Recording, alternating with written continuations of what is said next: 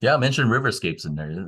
That's a I've very yeah, I've Joey liked thing. I like the word. I like that word, but Yeah. um, All right. With that, we are at 2 minutes past the tech talk time. So, and Dave did mention we talked about a lot about education and who better to educate than the youth of our nation. So, with that, um, Dave is in Fort Collins right now with Andrew Wilson. And with that, I'll hand it off to you guys. All right. Well, thanks, guys. So Andrew today is with me. Andrew's a close friend. He is a youth pastor at Genesis Project in Fort Collins. So we're going to talk a little bit about his past history, uh, how he works with inspiring youth, kind of where some of that hope comes from, and how that can be connected to nature in urban settings.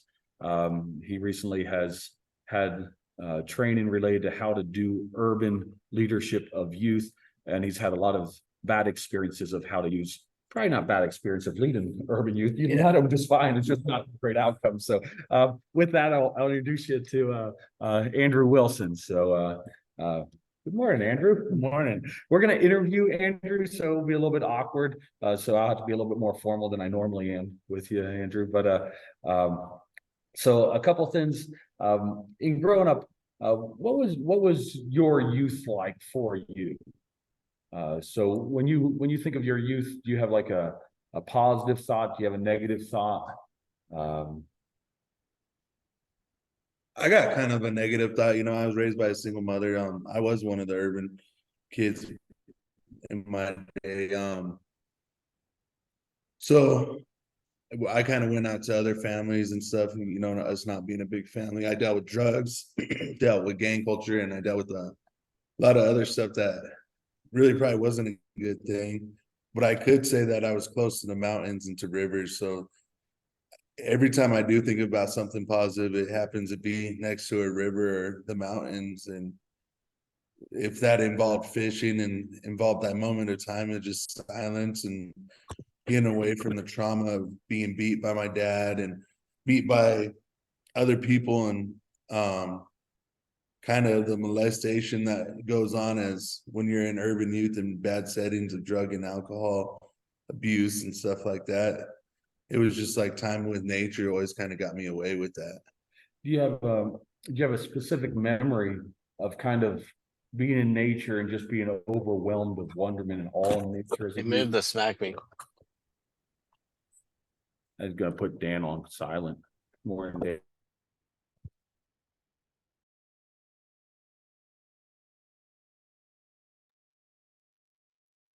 Dave, you're muted. Sorry about that, Dave. There you go. That's okay, man. So let's go back to this. Here we go. Andrew, do you have a time that you remember when you were in nature and youth that you were just overwhelmed by kind of wonderment and awe that kind of changed a trajectory of your day or of your week or of even farther? Was there ever a time that you just found something in nature that was very unique at that point? Yeah, I was probably about 14 years old, in a therapy setting in school, kind of where that's all we worked on was therapy for my anger and stuff, and really wasn't taking classes, but they took us up to the mountains in Red Feather, about an hour away from Fort Collins, and they took us to private ponds. And I just remember like seeing all these cabins and all these ponds and catching, I called them albino trout and just all this stuff. And I just remember being how amazed it was and just kind of being finally able to be off of another area where nobody else was, catching these beautiful fish nonstop.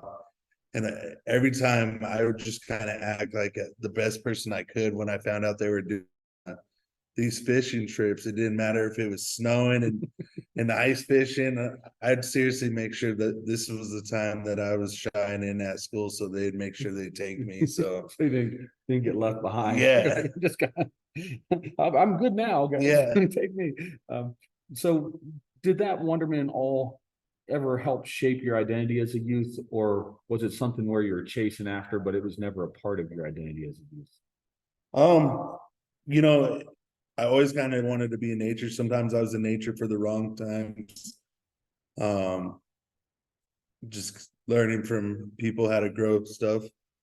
We are in Colorado, but also it also helped me just get away, where if I could just be in nature. And well, I remember when I got my first car, that's all I did is I drove in the mountains, and it was just that time of silence and time of just the amazement to see what is made in this beautiful world, that these mountains and the rivers and um So you sound like you were an urban kid that was a little troubled, but just couldn't get enough of nature. yeah. Yeah. So what was your life's trajectory kind of coming out of in high school and stuff? I mean, was it on a pretty positive trajectory at that point, or was it something where you had a lot of opportunities for growth in the next couple of years? There was no opportunity for growth. It was kind of hoping to find a good job, you know, I was already covered in tattoos by the time I was 14 years old, sleeved out. And it was kind of hard looking for a job and looking for areas, so I went to construction. The only place I ever kind of found being able to make good money was the oil fields and the pipeline. So I did pipeline for a long time because they didn't really care what you look like or your criminal history either. Yeah. And you mentioned criminal history. I mean, did you develop a criminal history at a young age, or was it something where you've reframed life? I started going to jail at 11 years old, in and out of jail, cutting ankle monitors off, spending times in camp, spending times in and out of jail all the way to the time I was about 25 years old. So from other experiences, at some point you started leading kids while you were doing things that were less than positive by most moral standards. So can you tell a little bit about your time kind of in gangs, a little bit about your time as leadership of kids in gangs, and kind of what you learned from the opportunity to lead people, even if not in the right direction at that point? To be honest, I was leading kids into a trap of prison and jail time, and where you could use a younger kid to do a lot of your crimes and stuff because they're going to get less time than if you were an adult or doing it yourself. So I wasn't ever really a good positive role model. Sometimes I thought I was by having them sell drugs and stuff, kind of providing for their family. But later on, I just realized that I was kind of ruining their lives because it either make them lazy, think easy money was always there, or they'd end up in jail. And I kind of learned that it was ruining their lives more than it was helping their lives. And it's kind of why I wanted to turn my life around and also pay forward for all the mistakes I made as a childhood or in childhood and to young teens coming up. So you talk about the idea that you turned your life around. So was there kind of a restoration or a repentance or a turn back, or was there something that was a big effect to you that had you turn your life around? Or you just kind of one day said, I'm going to do this? I was actually looking at about 55 years in prison for a shooting in Evans, Colorado. And at that time, I just kind of got more into the heavy drug use and stuff. And I just kind of had a moment where, not even ever believing God, I had a moment where I truly seen God, and I truly seen that there was a fact of God, and you couldn't take that away from me. So I decided, hey, maybe let's follow this guy. And I ended up having a family, and I met my stepdaughter and my wife, and she lost her dad to drug overdose. And I decided, man, I really like this little girl, and maybe it's best that I quit doing drugs too, so she don't lose somebody else. And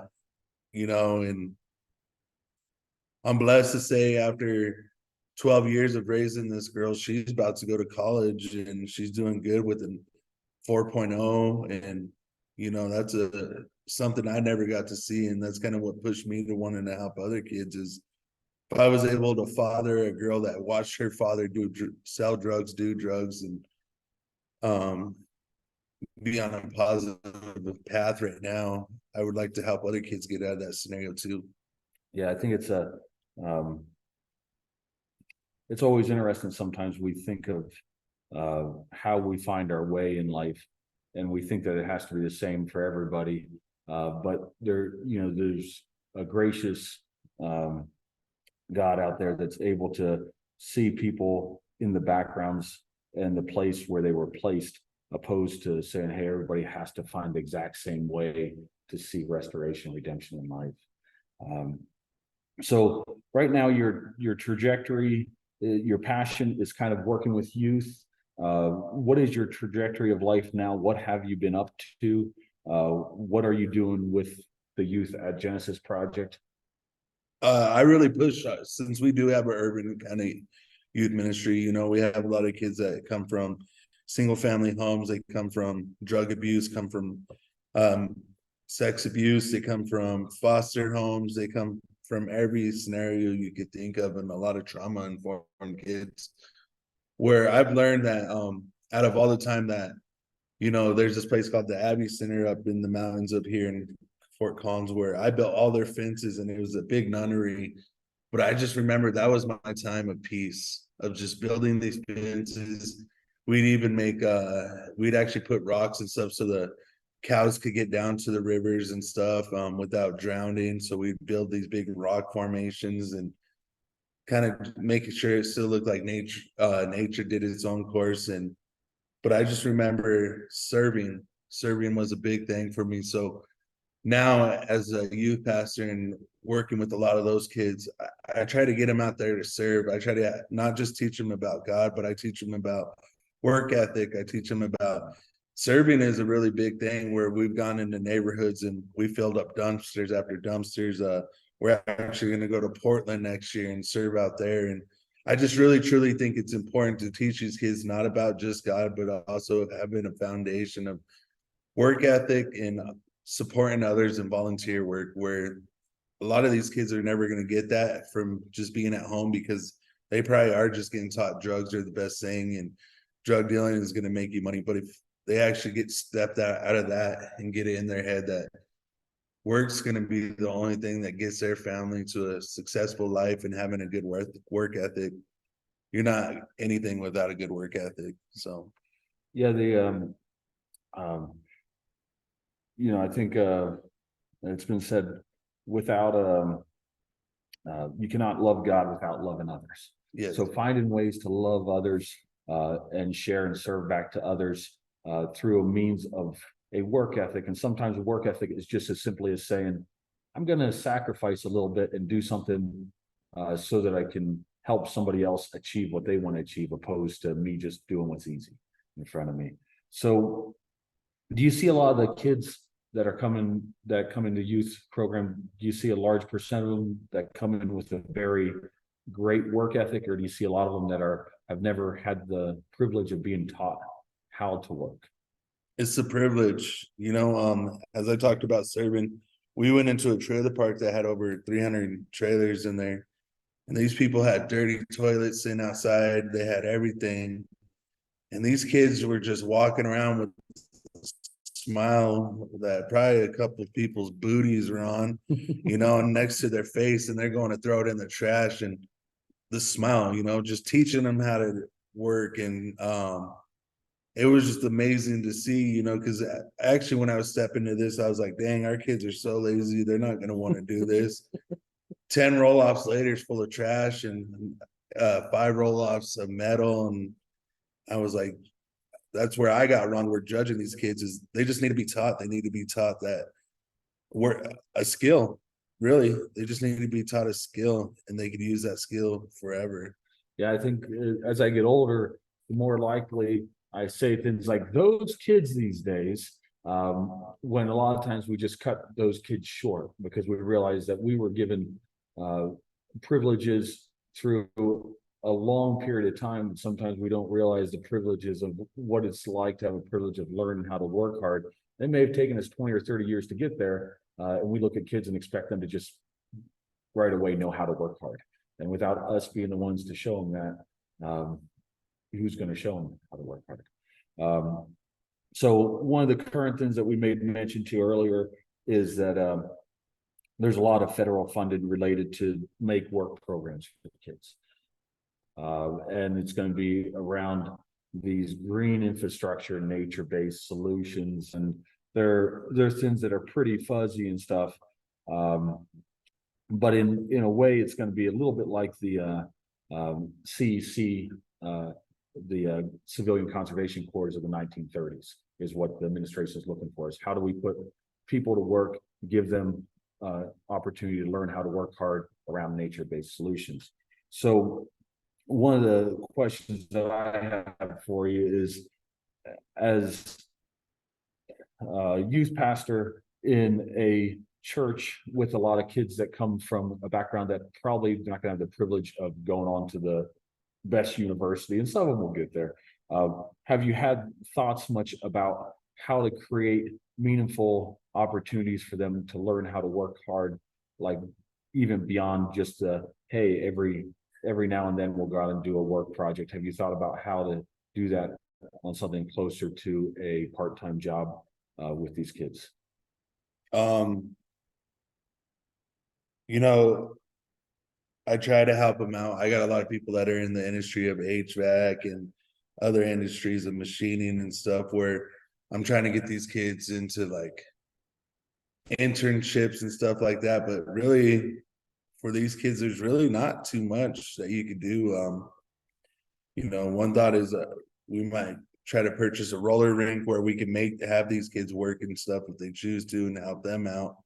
But there's really not too much opportunity for these kids, because a lot of people don't want to even try to pour out into these kids. They don't even want to give them a chance, because like David said, is a lot of people are like, oh, those dang kids, they're lazy and stuff. But really, I guarantee a lot of them are more motivated than a lot of us, and motivated more than anybody. They're just not been taught that, you know, when they're coming from a single mother that is on welfare collecting government stuff, and they kind of see, well, that's what my life's going to look like. And that's kind of what they're also preached by their families, is that's what their life's going to look like. But if somebody actually just gave them the opportunity, I guarantee these are going to be some of the hardest workers out there. And you see it already. They're doing movements in schools. They're doing movements all over with what's going on in our school system and stuff. And that's because of this generation. But if we put these kids to a different motivation of work and other stuff, I think they'd do better at that than just causing hectic stuff for us.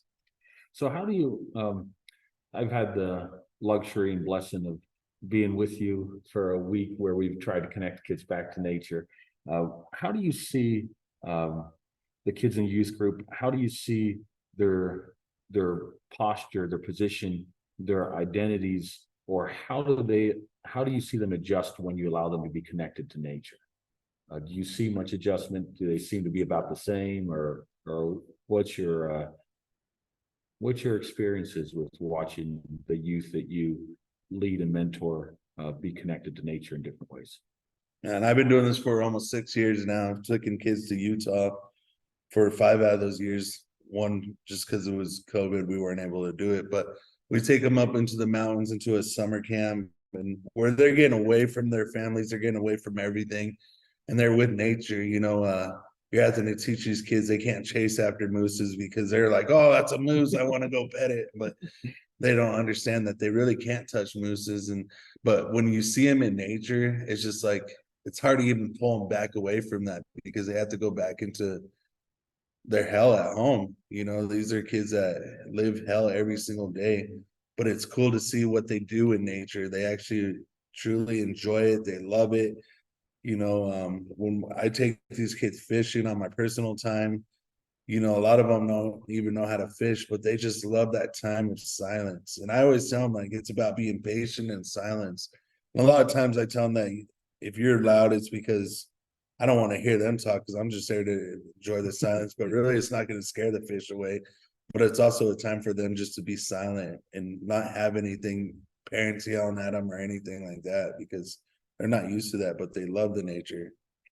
So the church in original word was ecclesia, which was a gathering. And of course, the word church that most of the modern culture thinks of as some building that sits somewhere.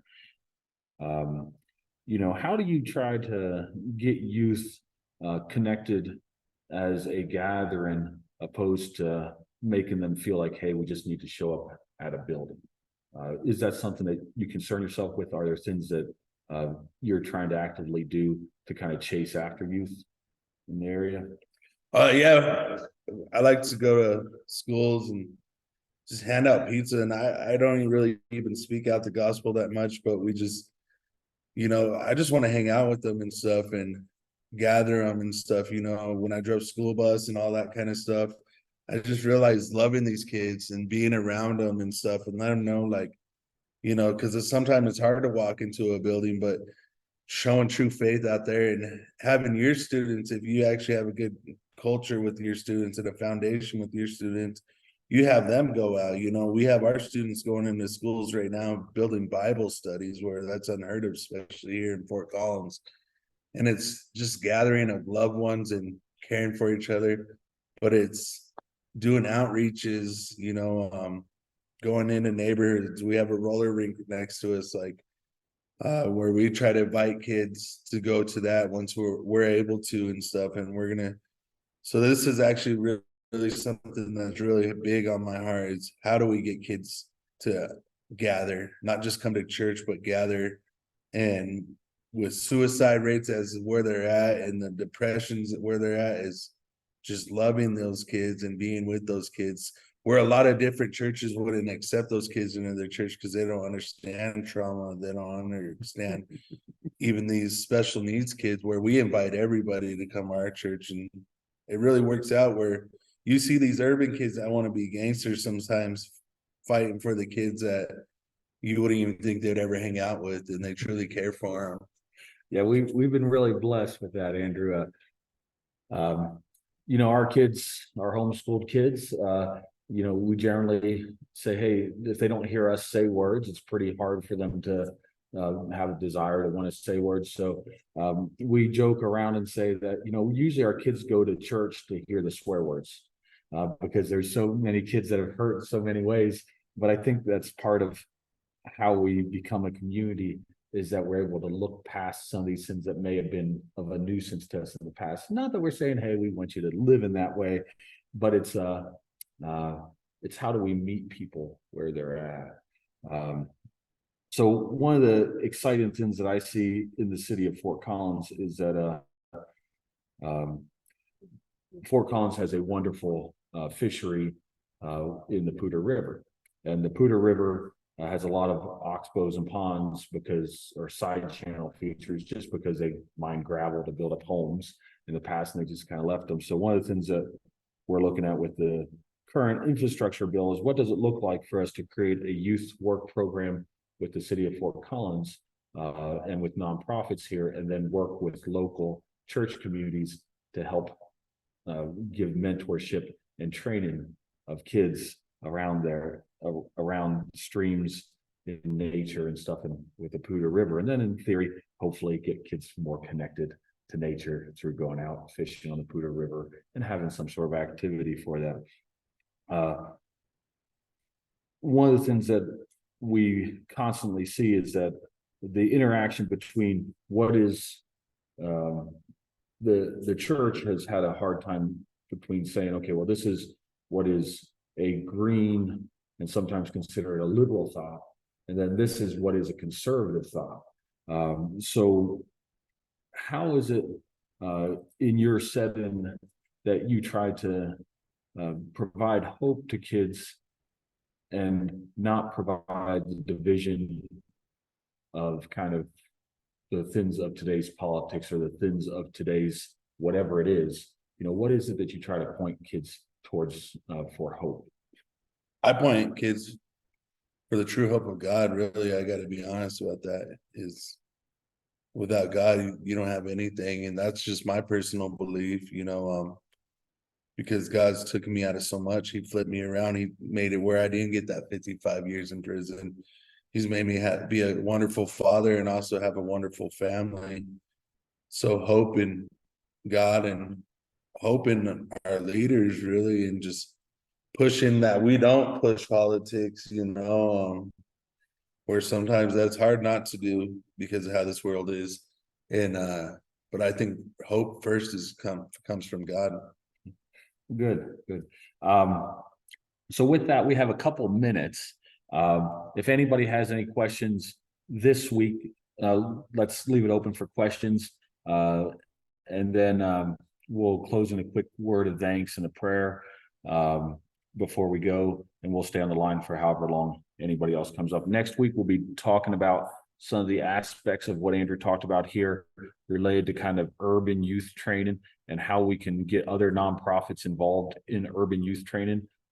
So I know that might be something close to Wade's thoughts related to nature-based solutions and youth training. So let's try to bring up some ideas next week to have these discussions. And then next week, we have Dan Clinton, who's on the line today. We'll be talking and being interviewed about urban channel restoration and kind of his journey on kind of being all about stream restoration, doing urban stream restoration, and kind of being a lot more hesitant in stream restoration at this point. So that'll be at 8. But before we end in a prayer, I'm going to leave it open for about 2 minutes if anybody has a pressing question. And then if not, we'll end in a prayer and we'll talk next week.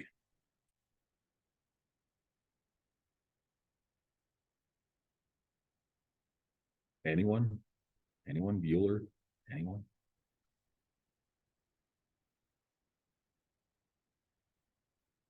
All right.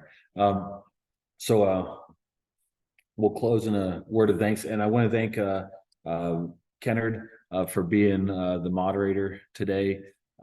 Next week, our moderator will be Josh Allen with SWCA in Raleigh, North Carolina. I think that's where he's at now. But let's close in a word of thanks. Dear God, thank you so much for everybody being able to be involved in this call today. Help us to be focused on things that would glorify you, the wonderment of nature, the opportunity to bring restoration to a hurting world through nature. Help us to be able to love others and share with others in the opportunities that we're given. Help us to be respectful of the journey where other people are currently on.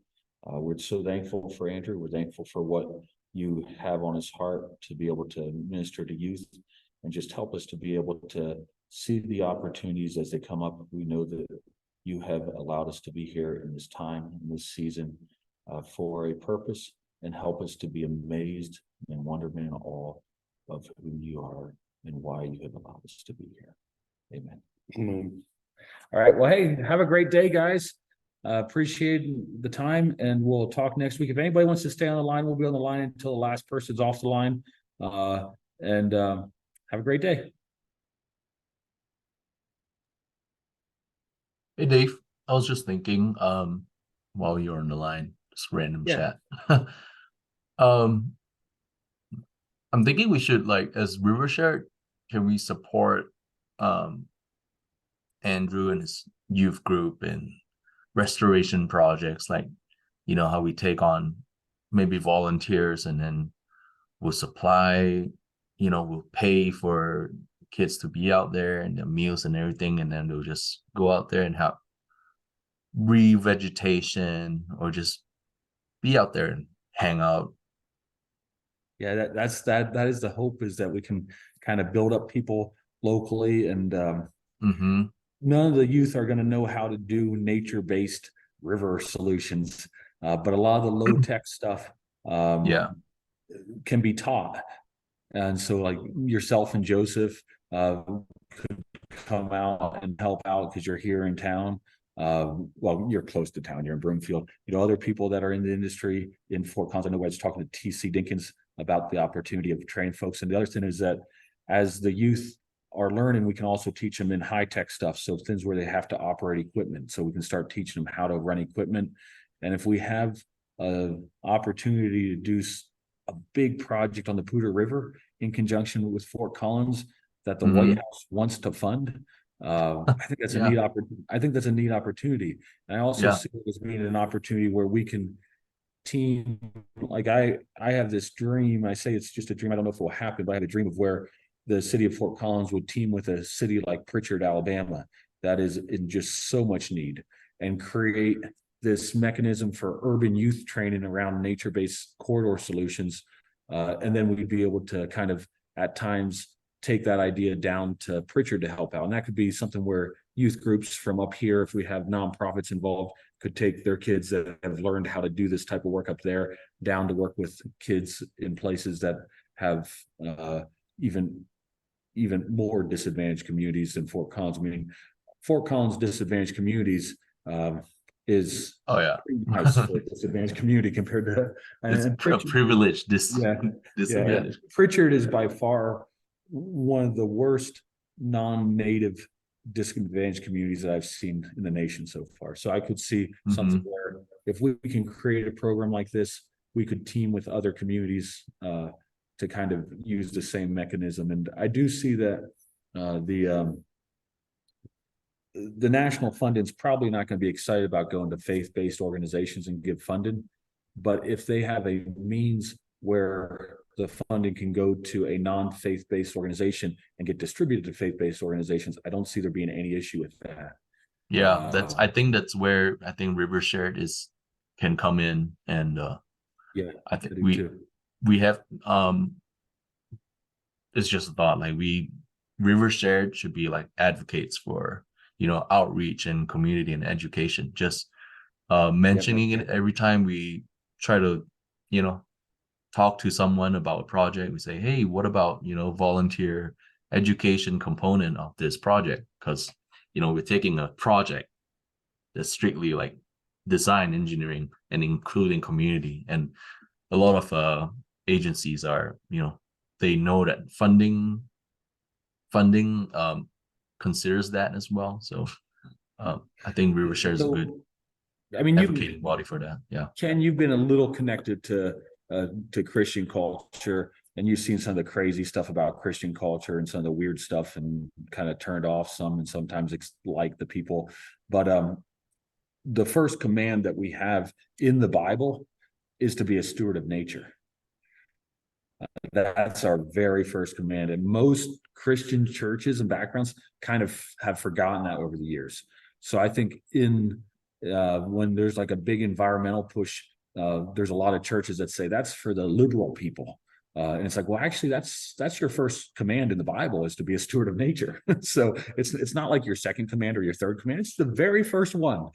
So the idea of getting churches as a nonprofit, part of it is for a church to relook at the idea that, hey, we're more than just a building. We're about going out there into nature and being a steward of nature. And that's beneficial for the church. But if they do that in a kind way, it's also beneficial to the people around the church that don't have to be involved in that church if they don't want to be involved in that church. And that's kind of what my hope is for something like this. And that's why I think nonprofits like churches are historically really good at mobilizing volunteers to help out with feeding people on, like, so if we have a work day, it's really easy to get a lot of people mobilized to feed people. So those are just things that I see as a really neat dream of kind of how we could use a lot of different tools to restore nature and restore lives. So yeah, cool, man. Well, I appreciate it. All right. And then do you remember meeting Andrew, Ken? I think so. I think Yeah, I was I gonna think say, you you met him look at the familiar. breakfast. Yeah. yeah. I think I've met you once. Yeah. Yeah, with a burrito. yeah, I was gonna say, he looks so familiar, and I was trying to figure that out. So, Yeah. okay. All They've right. dragged We'll me see you there a guys. Have couple of great day. times, and yeah. All right, you guys have a great day. Bye. Yeah. Hey, you bet. See you. Yeah, thanks. See you, Paul.